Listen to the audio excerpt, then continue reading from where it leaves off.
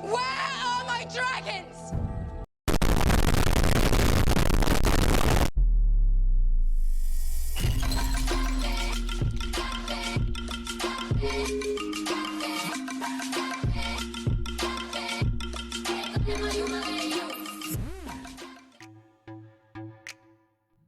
Swazala pimple faces. How the heck are ya? After about 1 million goddamn requests, I am finally covering this discount Godzilla, aka Chroma. No, totally not, because his Prime version is around the corner and I need them sweet views, no, not at all. Anyway, I'm sure that your favorite YouTuber told you that Ice Chroma was the best Chroma. But if you expect me to fall for that meta trap, then you are on the wrong channel. But we shall get to that in a second. Now then, Chroma's passive ability is that his energy color will determine which of the 4 elements he commands: fire, toxin, cold and electricity. Each will add different behaviors to Chroma's first, second and fourth abilities, but I will get to that in just a moment. For now, let us just get straight to it. First ability: Spectral Vomit. I'm not gonna lie, Tenno. As is, this ability is pretty shitty. Sure, it is fun on low peasant levels, but other than that it's almost useless. I said almost.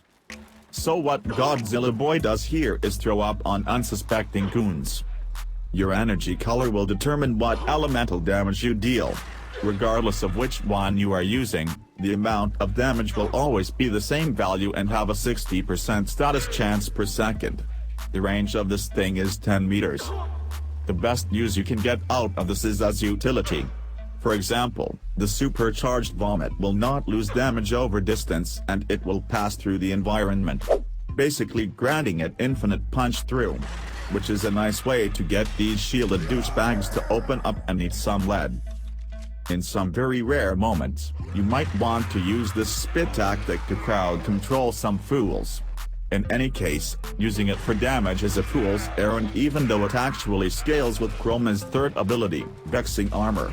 Either way the damage will be negligible. Moving on. Elemental Condom. This will infuse Chroma with an elemental aura that will damage enemies in range, but buff allies within the 12-meter radius. Now since this is where Chroma gets kinda confusing, since the stats here change depending on what energy color you are using, I think it would be a good idea to dumb it all down and make it simple to understand. So get your ass up and grab a pen and something to write on. Ready? Let's start with stupid mainstream popsicle Godzilla. This elemental ward will do the following things. Grant you and allies 150% extra armor. Reflects and amplifies incoming projectiles back to where they came from. Reflected projectiles also gain a 25% chance to cause a cold proc. If you are uncertain on what the hell a cold proc even is, or how status works in general, you might want to check out the scrappy guide I made for you a while ago. Next elemental ward. Fire. This one will grant Chroma and his allies additional health and cause some heat damage, but more importantly a fire proc on enemies within a 5-meter radius. Due to the tiny radius and damage type, this is pretty good against infested units or on a full melee build of any kind. You can even perform a type of mini blessing with Chroma. How? Well, the added health bonus upon cast will apply regardless of your current health. Which means if your health is about to hit 0, casting the fire elemental ward will instantly add the full bonus. Next element. Poison. This stupid element somehow grants Chroma and allies a faster reload and weapon holster rate. On top of that, the aura will poison anything that gets too close to you. And even though the proc will scale off of an enemy's maximum health, you would still be dead long before the toxin would kill the enemies passively. So essentially this is pretty useless for damage. Now finally, the electrical ward. First off, Dragon Baby and allies receive some extra shields. The next bonus, and in my opinion the coolest one, is that taking damage while in electrical state will cause Godzilla to discharge a lightning bolt. The discharge will hit nearby enemies with 1000% of the original incoming damage. On top of that, it will stun the enemy it hits. Aside from looking awesome, this is actually really decent crowd control too. But more on that later. Did you write all of that down? No? Too bad, let's move on anyway. Next ability. Vexing Armour. Yet another Warframe ability that causes unnecessary confusion. But check it, homie, it's really simple. Vexing Armour has two aspects to it. One is called Scorn. The other is called Fury. Scorn increases your armor when your shield takes a hit. What you need to know here is that you need to lose at least 400 shield in order to max out Scorn and thus gain the full armor bonus. Luckily, my electrical Chroma will grant you extra shields upon activating the second ability, as you may remember me mentioning earlier. Which mean you will not need to mat him with shield mods in order to max out Scorn. Fury follows a similar concept. Except that Fury will increase your damage output when your health takes a hit. This one will max out after losing only 100 health points, so you do not have to mod for health. These two bonuses are added on top of your stats, which means it will be super powerful to help you survive and also kill shit faster. You should have this ability on at all times to reap the benefits. Next up. Bye bye Dragon, hello Power Ranger. Effigy makes Chroma hang up his pelt and expose him for the Power Ranger he really is. Now this shit has a lot going for it, but let's keep this nice and dumb to avoid confusion. First off, Chroma will gain 20% movement speed but lose half of his armor upon shedding his dragon skin. The dragon skin will become a stationary lie with 3 attacks. A radial stun that usually activates just moments after casting with a 30-meter radius. A knockback attack with a 5-meter radius, and finally, an elemental stream attack with a 10-meter radius. None of these ranges can be increased by modification, so don't even bother. On top of that, the flying lizard skin will grant you a credit booster bonus. This works in 2 instances. 1. Enemies killed by the lizard skin will have a 60% chance to drop double credits. In addition, overall credit pickup can be increased by 60%. The mechanics on this are kind of sketchy, so do not rely on them too heavily.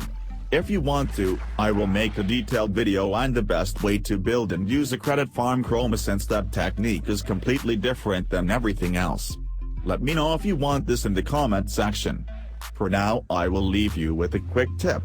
For credit farming, you will want your energy color to be green and thus be a toxic lizard.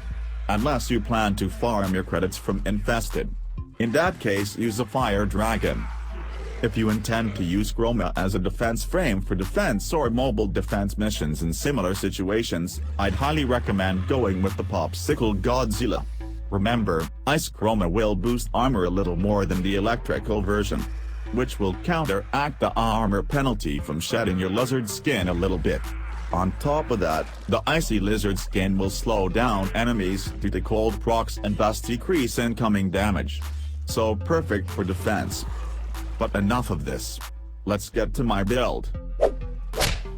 Now, before you lose your marble and complain like a little virgin, allow me to explain. First off, this build is incomplete. I never liked playing this reptilian douche in the first place. So I never bothered finishing him up. Especially with his prime release around the corner. I will provide you guys with a complete build as soon as I have Lizard Prime on deck.